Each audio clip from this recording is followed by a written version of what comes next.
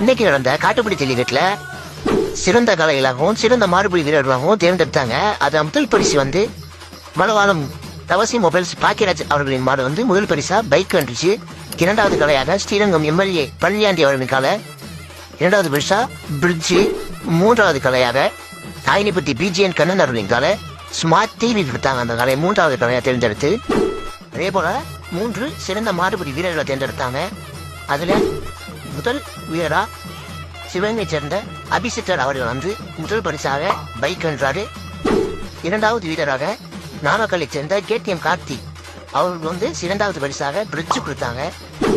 மூன்றாவது வீரராக புதுக்கோட்டை சேர்ந்த மாஸ்டர் கபாஸ் ஒரு இளம் வீரர் அவருக்கு வந்து மூன்றாவது பரிசாக ஒரு ஸ்மார்ட் டிவி கொடுத்தாங்க.